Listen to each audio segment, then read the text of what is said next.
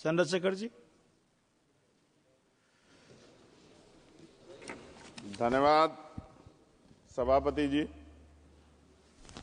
राष्ट्रपति जी के अभिभाषण पे मुझे आपने मेरी बात रखने का मौका दिया। मैं जातिगत जनगणना से शुरुआत करूंगा, जिसकी देश को जरूरत है, क्योंकि जनगणना होगी तो आंकड़े आएंगे तो जो बजट दिया जा रहा है वो सही तरह से लोगों तक पहुंच पाएगा, उस बजट का लोगों को फायदा होगा। दूसरी बात, अयोध्या में 3 दिन तक पुलिस ने कार्रवाई नहीं की। इसका खामियाजा एक बेटी को अन्याय के रूप में उठाना पड़ा और मुख्यमंत्री जी यहां खड़े होकर राजनीतिक स्पीच में उस बेटी के अपमान का तमाशा बना रहे थे। ये बहुत दुखदाई है।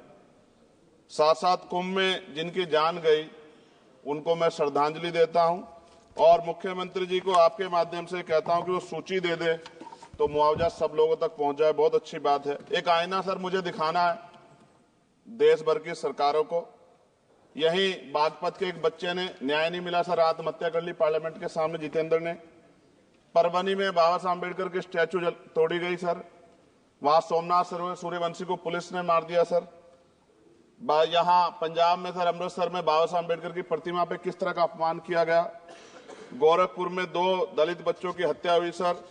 सूरत में एक दलित बच्ची को फीस ना चुका कारण अपमानित किया गया, उसने सुसाइड कर लिया सर। झुंझुनू में राजस्थान में एक बच्चे की पिटाई की गई मटकी छूने पे सर दोबारा। कठुआ जम्मू में सर एक नाबालिग बच्ची का सामूहिक बलात्कार किया गया सर।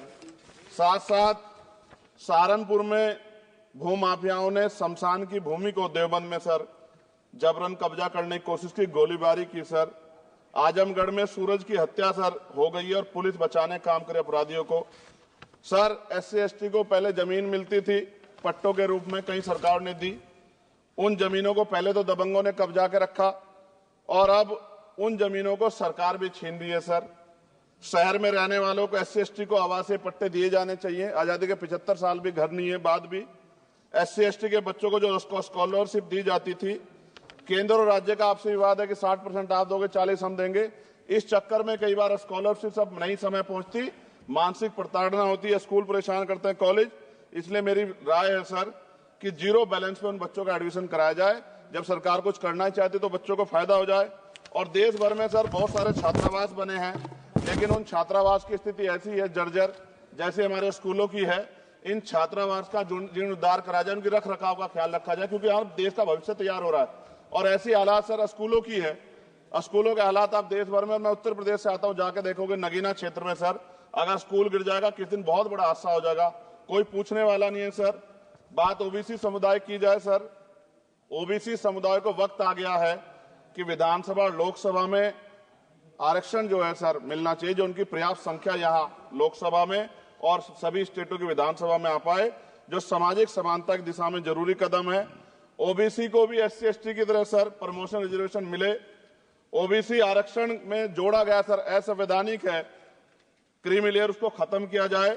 सरकारी स्वायत्त संस्थानों में भी सरकारी विभागों के समतुल्य पदों को चिन्हित किया जाए तथा उनकी समतुल्यता स्थापित की जाए, ताकि इन संस्थानों में कार्यरत OBC कर्मचारियों के बच्चों को भी आरक्षण का लाभ मिल जाए। सर पत्रकार सुरक्षित नहीं है। पत्रकार मुकेश चंद्राकर की सर भ्रष्टाचार के खिलाफ आवाज उठाने पर हत्या की गई सर। कौन पत्रकार ईमानदार से पत्रकारिता करेगा। किसानों को MSP की कोई लीगल गारंटी नहीं।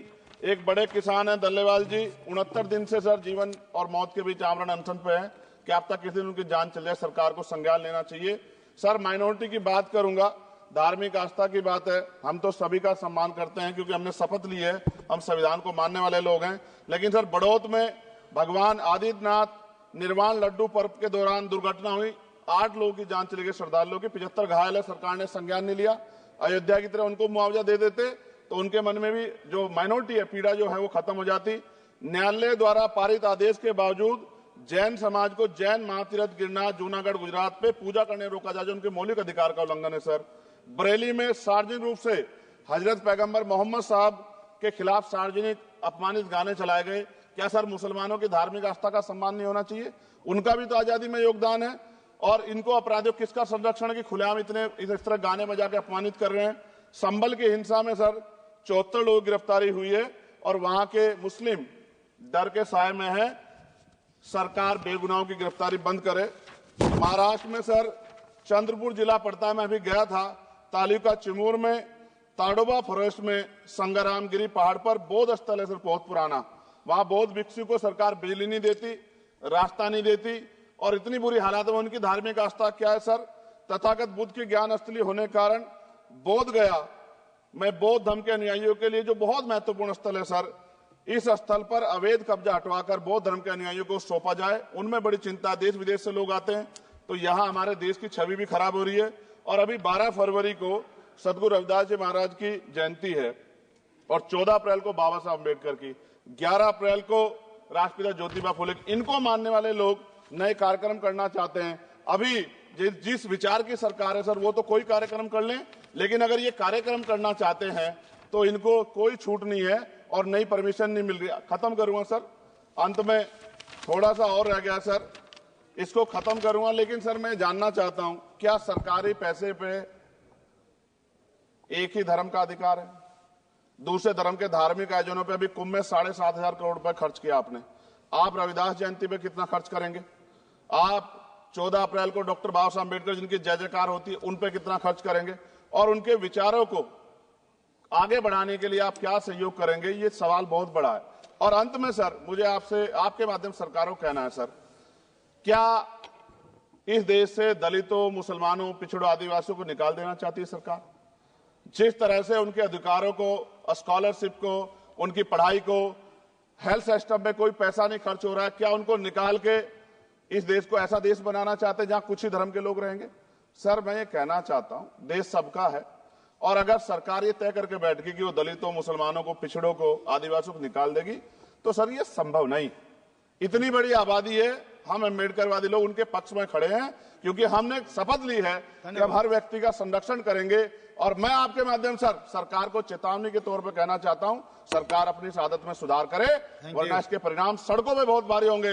अगर मुसलमानों को, दलितों को आप लोग निकालने के बारे में सोचोगे और उनकी धार्मिक आस्था का अपमान करोगे तो ये हम लोग किसी कीमत पे बर्दाश्त नहीं करेंगे। मैं आपका धन्यवाद करूंगा सर, लेकिन साथ साथ मैं ये भी कहूंगा सर, और सर खत्म कर रहा हूं सर, 10 सेकंड में खत्म कर रहा हूं सर, आप आदेश करेंगे तो खत्म कर दूंगा। खत्म कर दीजिए, एक सेंटेंस बोलिए। 10 सेकंड में खत्म कर दूं सर, एक सेंटेंस में 10 सेकंड ही आएगा, बोलिए। सर मैं बस ये कहना चाहता हूं कि सरकार सभी का ध्यान रखे और उनमें भी गरीबों का ज्यादा ध्यान रखे, क्योंकि सर अभी जेब कटाई हुई, 2800 रुपए का टिकट है सर इलाहाबाद का, 56,000 रुपए का था सर। मैंने मंत्री जी से कहा, तब जाके उन्होंने संज्ञान लिया, तब आधे रेट हुए। इसलिए कह रहा हूं, धर्म के नाम पे धंधा और लूट नहीं होनी चाहिए सर, इसकी जिम्मेदारी सरकार की। धन्यवाद सर।